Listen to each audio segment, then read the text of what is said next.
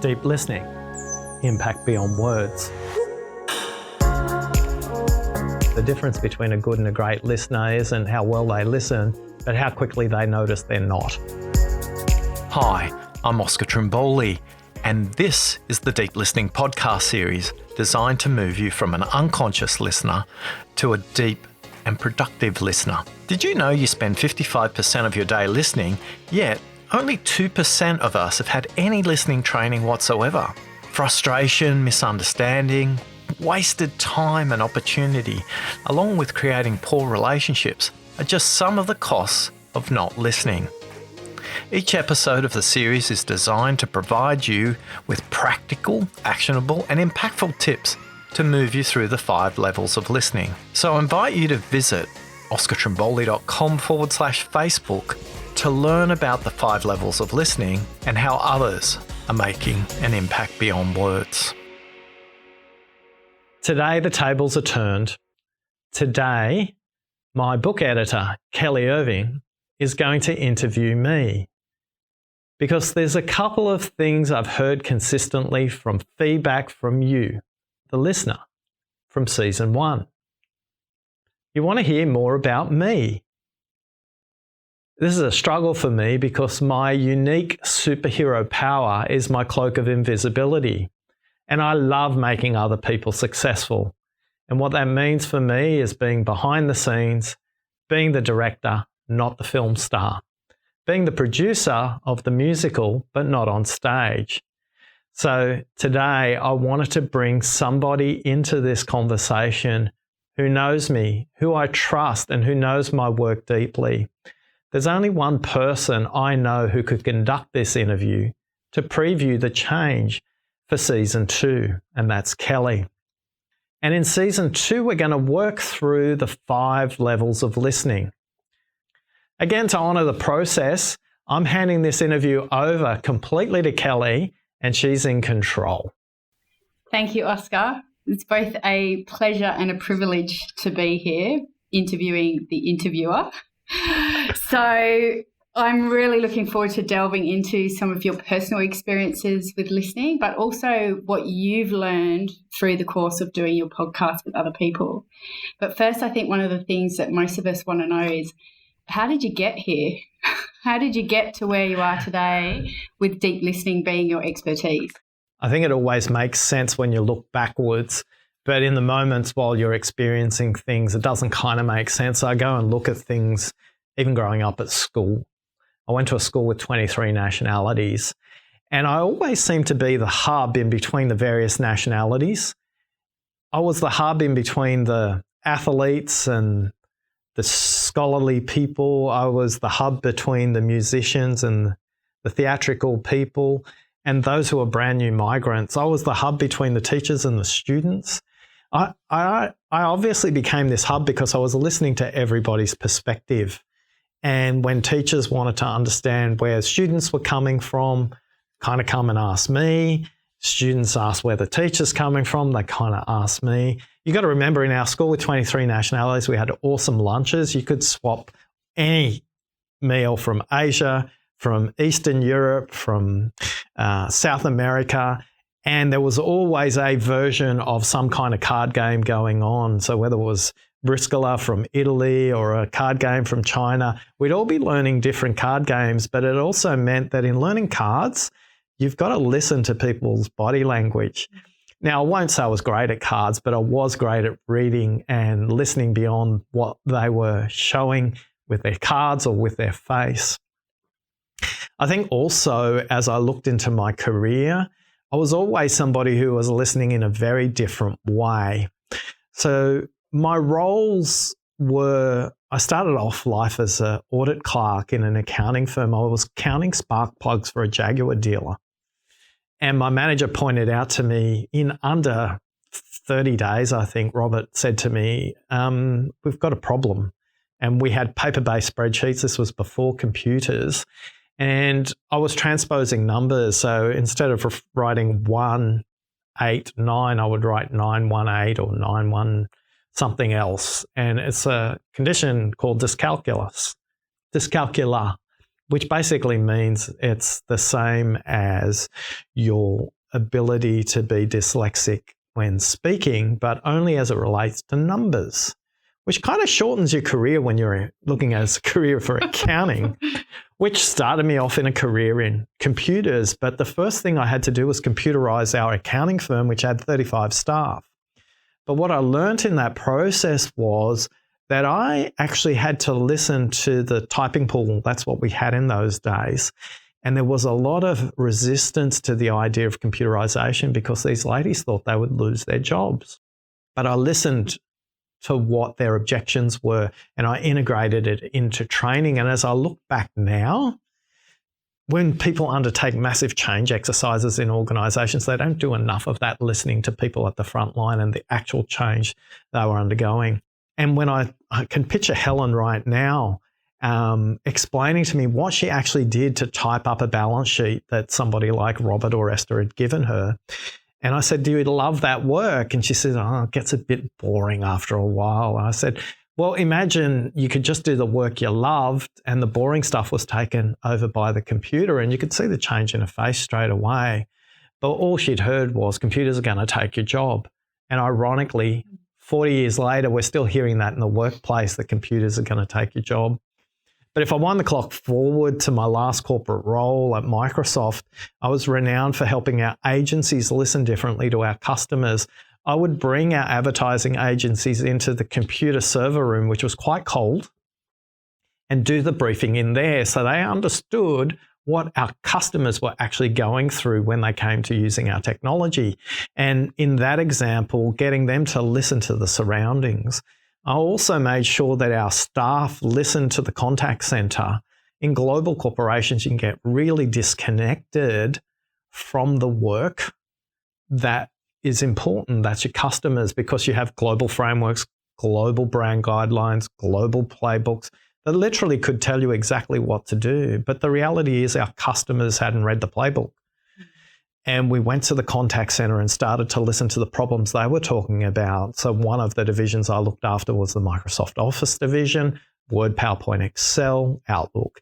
And the kinds of problems customers were talking to our contact center people on the phone had nothing to do with what was in the playbook. Their problems were much more basic. The language we were using in our collateral and our websites wasn't useful to our customers, and we had to change that. And there was a point in time where I was standing at Macquarie University on a graduate day representing Microsoft, and people were just walking past us. They were going to Ernst & Young and going to banks and consulting companies, and I thought, there's something not right with Microsoft's employment brand. And I went to Tracy Fellows, our managing director at the time after that, and said, I've got an idea. I think we need to change the graduate program. And what I did was I went and listened to every graduate that Microsoft had hired that year. I went and listened to every graduate who Microsoft had hired in the last 5 years, and even the ones who'd left Microsoft understood what was good and bad about our graduate program. Just in listening and presenting that back to the business, we created a program that ended up getting taken globally. And as a result of that, I realized the power in listening. And then I discovered a profession called executive coaching. And all you do all day, every day in executive coaching is listen. You literally spend 95% of your day going, What else are you thinking about on that topic? And what I realized, it released this amazing energy in the counterpart that you were working with just because they felt they were being heard. And there was a mentor who said to me, your skill in listening is world class. If you could codify that for others, you'd transform the world. And in that idea, that kind of sat with me for about a whole swim season, about 6 months. I was mulling over that idea as I was swimming down the Macquarie University swim lane over and over and over again, and then out at Mona Vale Beach.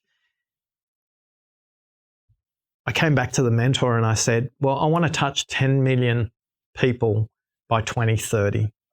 I want to get this message out about listening to 10 million people. And he said, you know what? If you can achieve that goal in your lifetime, you're not being ambitious enough. Let's go for 100 million. And that brings us to why I created the podcast series as one of the ways to get the message out there. I can't physically train 100 million people out there, and there won't be 100 million people that listen to the podcast, but a good chunk of that 100 million may come about through podcasts, online programs, speaking. You're a colleague, you're a client, you're a customer, you're a supplier, you're a friend, you're a husband. What is the one thing that you would say is your difficulty or something that you struggle with when it comes to listening to others? The things I'm struggling with right now is I'm also a son dealing with a father who's struggling with his health. I'm also a grandfather and 3 grandchildren and another one along the way in July. And I struggle every day with listening. I always say the difference between a good and a great listener isn't how well they listen, but how quickly they notice they're not. It's distraction that's the killer for every one of us when it comes to listening. So for me, the things I struggle with every single day is being completely present in the moment with you right now, Kelly. And for me, the things I train myself to do and those little practices I make sure are in place to make sure I'm completely present for this moment is I watch this zone here on your lips. I move my gaze up wider and then I move to your face and then I notice your energy, and that goes through a very rhythmical, almost 60-second cycle where I start to notice what's happening with Kelly's lips. Is what she's saying and what's happening with her lip movements the same as what the rest of her face is? I notice her body energy is low, but she's trying to tell me she's really excited about a particular concept, but the rest of her body's not giving that away. But equally in my consulting work, I make sure that from the time I step into the lobby to the time I get to reception, sometimes I go through an elevator, sometimes not. At that point, I set my intention is it's all about them. So for that moment while I'm in the lift, I'm not looking at my phone. In fact, I'm switching it to flight mode, not silent. I'm switching it to flight mode, not silent. And I think for a lot of us, that will liberate us if even for the moment of that meeting, you switch your phone to flight mode and not silent. Because even in silent, we'll get a buzz and a beep. And some of you even have your phones connected to your watches and they'll beep for you. In that moment, I set my intention and I take some really deep breaths and I go, I'm not attached to my outcome, I'm attached to their outcome, and I'm only there to listen to them. So by the time I step out of the lift or I step to reception and say, hi, my name's Oscar, I'm here to see Mary, my mindset's completely changed because I'm not thinking about my dad and dealing with my aged care and helping my sister coordinate what we've got to do with a treatment plan for him at the moment around his memory and his stroke condition. That's something that keeps my mind distracted during the day.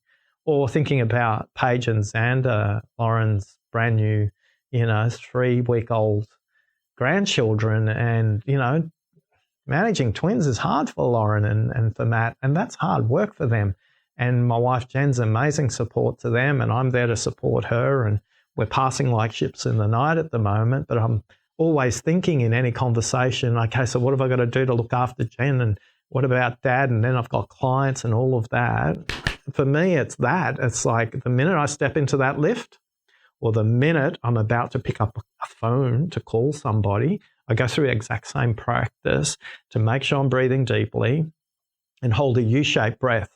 So hold the breath, take it all the way down, come across, hold the breath, and then exhale all the way up. For a lot of us, we're just I-shaped breathing, in and out. Just hold the breath a little bit longer because in getting oxygen to the brain, we'll be more present to listen. And that's the one practice I use when I struggle. The difference between good listeners and great listeners just know when they're distracted and they're back into the conversation quicker. Good listeners are just distracted and not even noticing. What about time in between when you're on your own? Because one of the things that you talk about, and it's also resonated from the other people in your podcast, how important it is to listen to yourself. So you're talking a lot about transitioning conversations, but do you have any practices or anything that you do when you've got time to yourself? Look, for me, structure is really important around exercise regimes for me. So I'm an early riser, so that, for those of you who aren't, you may not relate. If you go to bed late, maybe there's another way you can adapt these things. But in getting up early, I set my intention for the day. I'm very deliberate when I prepare food, as an example. So when I'm preparing food for breakfast, and it's typically something as exciting as a chocolate protein shake with a banana in it, from the moment the water, the powder, the banana or the strawberries might go in if I really want to reward myself, my intention is set at that point to go, okay, I'm putting food in my body, and am I completely listening to myself at the moment? Rather than, I wish this blitzer would hurry up because I've got to get this protein shake as quickly into me as possible so I can move on to the next task for the morning. So in the past, I was resentful about just the practice of preparing food. And now for me, it's a way to go, okay, so let's just listen to what's important. I'm always in a titanic battle. If you were inside my head, the kind of conversations between the devils and the angels in my head are really draining sometimes. And it's not draining when I'm in the moment of the client. That's why I love working with clients, because I'm completely given over and working for their outcome. But when I'm struggling with a book deadline or something to do with the website or getting videos done or making sure that I'm setting up a good set of systems to interact with my business manager and myself, that's when the noise starts. And that's when I'm not listening to myself, because they're the tasks that don't energize me. Others energize me. Being absorbed in myself, I find that really draining. Most people who know you or have met you, even listen to you on this podcast, the thing that they will pick up and that they describe you as is you're very articulate and you're very considered and measured in the way that you speak and the way that you listen and respond to questions. And I would say that some people will actually find that quite unnerving. Some people say intimidating. Intimidating, yeah. And I think that is because we're so used to speaking at 1,000,000 miles per hour. We're used to talking at people, whereas your approach is this complete opposite, where you are truly actually listening and using pausing and things like that.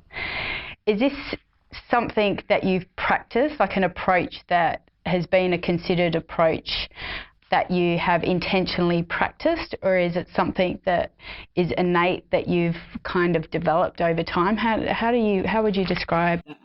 Yeah, I think what struck me when we were working together is, for me to get the best out of my editor, I had to get good at speaking. And I think in the early days, you probably experienced all of what you were talking about there. You're probably used to people speaking fast, and then this bloke rocks up on the phone and talks slow and, big pauses and asks you questions, and people are thrown off balance. I think that's true. What I've tried to notice in myself is it's a deliberate practice, because I'm trying to be an example of what an alternative universe might look like. There's no shortage of great speaker role models out there, people who are articulate, who can speak well, who can bring about change. But equally, there's amazing listening leader role models out there. And so there I was, fully aware of the true impact of tobacco and seeing it in front of my eyes all the time. And then this man had just told me I own shares in the companies that make the products that were killing my own patients. Dr. Bronwyn King has changed the face of tobacco investment in Australia and around the world just because she listened to a financial planner when they asked her, did she want to be in the default fund? And then she went and listened to fund managers around the world and has divested over $8 billion in tobacco stocks. And she's a leader I admire because she listened. And she's got $168 billion to go. That's how much money's invested in tobacco stocks by publicly held fund managers. And there aren't that many listening superheroes out there. You probably couldn't name one, right? We struggle to name our listening teachers because we didn't have any. And yet, when I think about the Lego movie franchise, which is $1 billion movie franchise now, but the very first movie in their franchise, no one's actually ever heard of.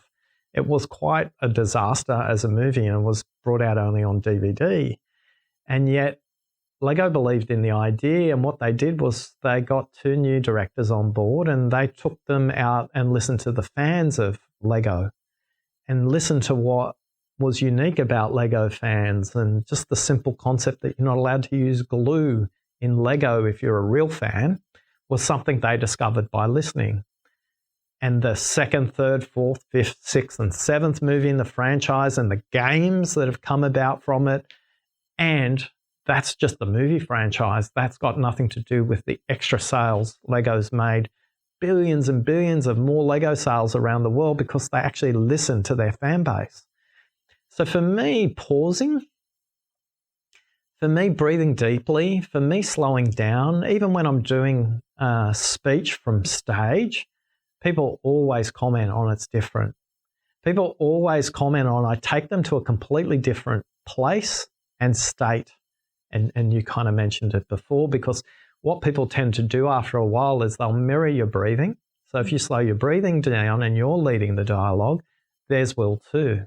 You might even be noticing that at the moment for yourself, right? So for me, it is something that I'm more conscious of in the last 5 years. It's something that I wasn't necessarily conscious of before, but I always thought that I was a very in tune listener. If you spoke to my aunties or my uncles who might have observed me as a teenager, probably would have called me an introvert and somebody who liked to watch and ask questions. So I think it has been innate, but it's more deliberate in its practice because I'm seeing the impact and the implication of that, particularly in my corporate consulting work. When I'm sitting across from an executive or a leadership team, they are beyond frantic. And for me, my role in the first 5 minutes is just to bring the energy down, just to bring the temperature down, just to take the blahjang out of their head and the jibber jabber that's going on from the last meeting or the next meeting or something that they've read in the newspaper about their brand, and just get them present in this moment and be focused on them and get really, really, really in the moment with them. And more importantly, they get in the moment with me. And for a lot of them, they think it's a luxury. But in doing so, they create a space and a place so they can give more to their teams.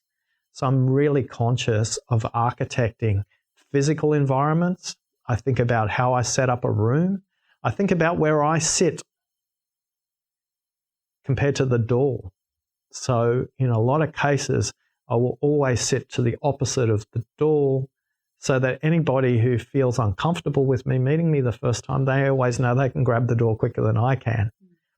And that way we create safety and trust for the conversation. So those simple things, trying to move a lot of chairs out of the room and being deliberate about architecting the environment for listening and safety for them.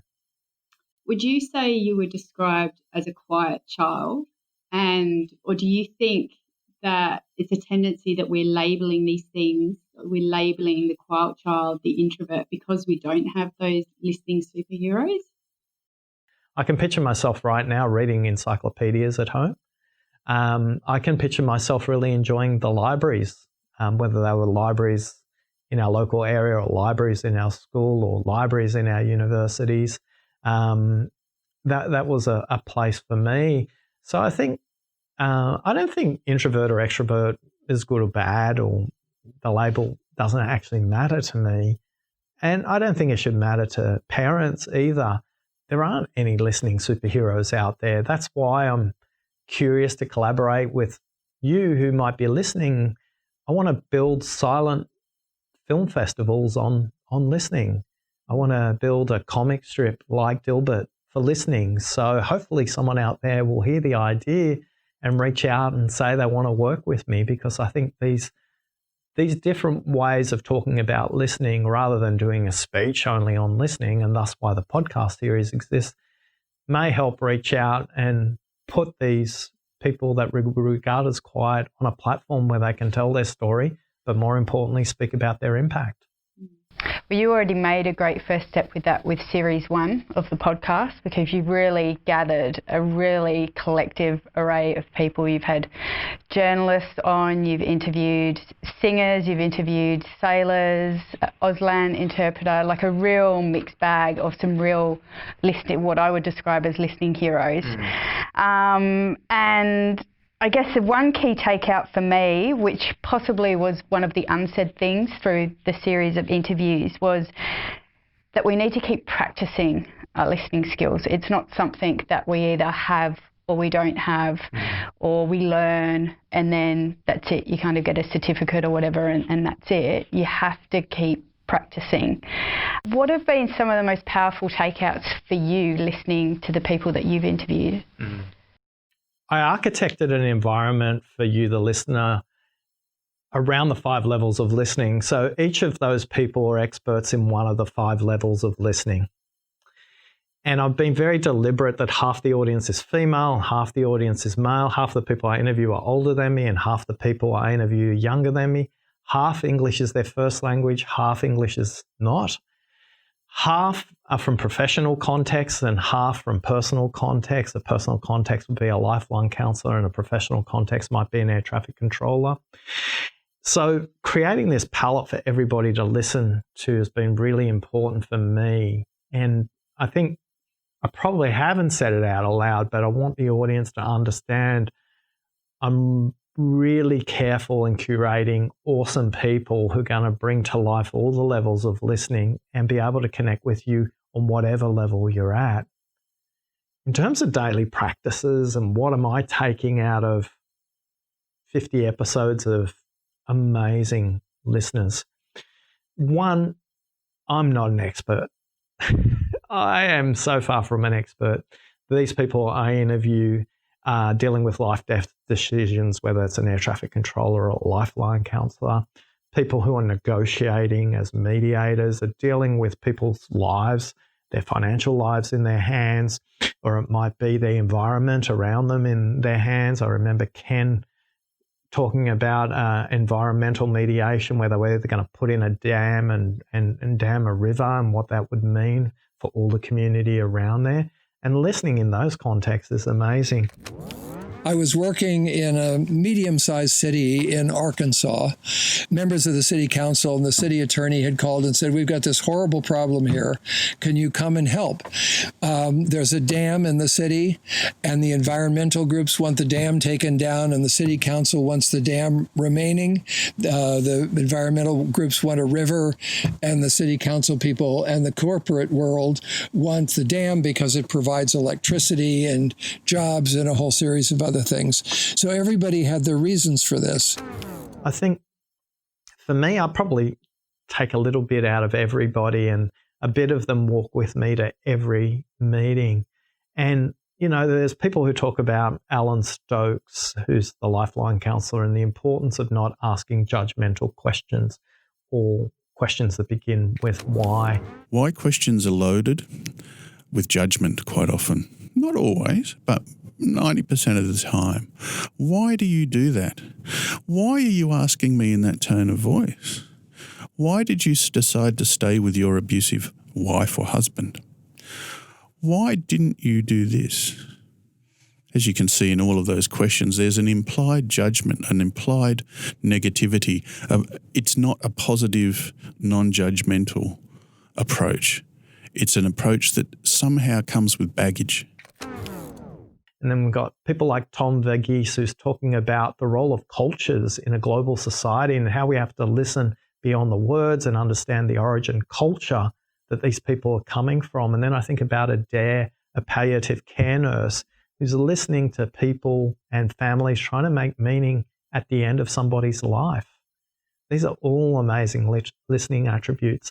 And what I am gifted by every interview is I can get better every day as a listener.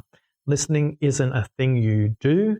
Listening is something you need to practice. It's the difference between going on a diet and eating healthy. You have to be have a healthy life, you've got to eat healthy all the time, and you can't go on and off diets. And listening is no different. It's a constant practice every single day. You have to become conscious of it. You have to improve on it, but you have to be committed to improving, so you will improve. So all I take out of all those interviews is no matter how much I know about listening, there's always more for me to do. But the most important thing for me to do is to be a human being. And if I'm a human being and connect with another human being, that's all they need from me in that moment around listening, because it's the first thing we learn when we're in our mother's womb. It's the last sense that leaves our body when we die. So just be a listener. You don't have to do listening. Was there anything that really stood out for you that surprised you, that you perhaps hadn't heard from anybody else before? A couple of things surprised me. Number one, the surprise when people say, what are the questions you're going to ask me, Oscar? And I said, look, I just have a kick-off question that says, who was the best listener around the dinner table? And even that question alone, so that was taught to me by Edith, who documents people's lives and creates their life story, because emotion is connected with food. And she said that's always a great opening question. But what surprised me was a lot of people don't have dinner table conversations. A lot of people don't have dinner. A lot of people have fragmented families and are running around. Probably at least half the audience said, I can't think of that because we didn't have regular dinner conversations because we were fighting, or one of my parents was working, or both my parents were working, or I had to eat by myself, or I had to cook by myself and eat by myself.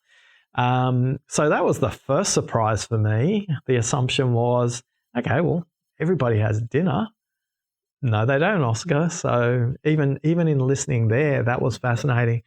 The other thing was consistent surprises. Whatever I thought an air traffic controller could teach me wasn't what resonated with the audience. And in just listening to their story, I remember talking to Adam about, he was passionate about Lancaster bomber pilots and was a historical advocate for that community of people from World War II.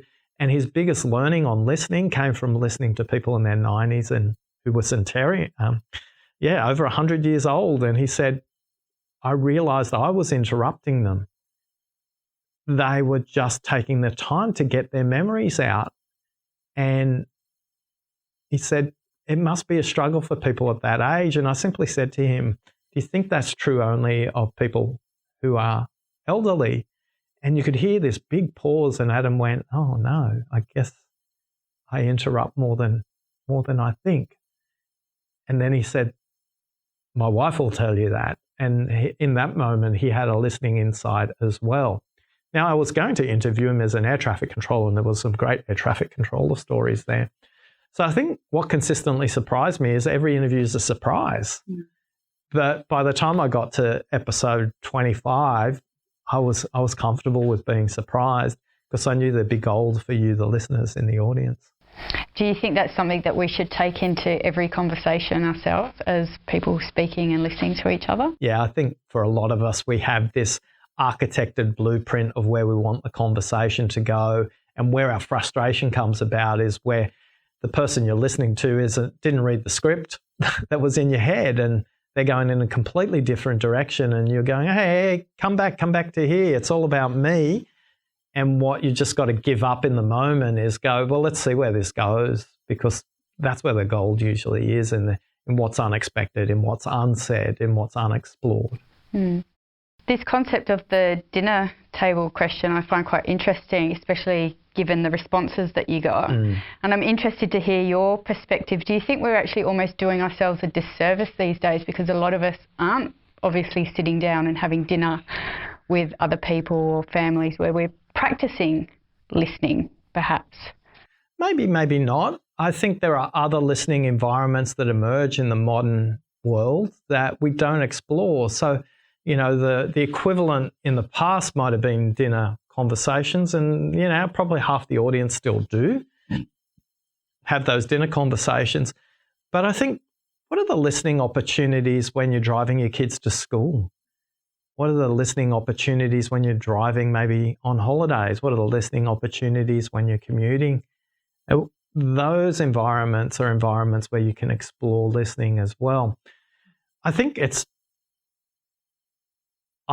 a judgment to go that having dinner conversations are right. It's kind of like saying that meditation is something you do and somewhere you go, whereas I think listening just carries us everywhere we go. So just helping each of us to go, yeah, we can practice those skills at listening. I remember last week I was talking to Taryn, who's working with organisations around deploying deep listening, and she's a leadership consultant. And she said what struck her was her 3-year-old daughter was saying to her and her husband, Mummy, you don't have your listening ears on at the moment. Daddy, stop looking at your phone. You need to be listening to me. So I think the thing I would say is, just like at the dinner table in the past, parents are the role models for listening. Even in modern day, everything we do as parents, you are role models for listening. So be conscious of the example you're setting, because if you are on your phone or you are distracted, or the other example words were, Mummy, you're bumping my sentences, which is her way of saying, her 3-year-old daughter, Taryn's daughter, saying, you're interrupting me, Mum. She didn't have the words to say interrupt, but she'd say, you're bumping my words.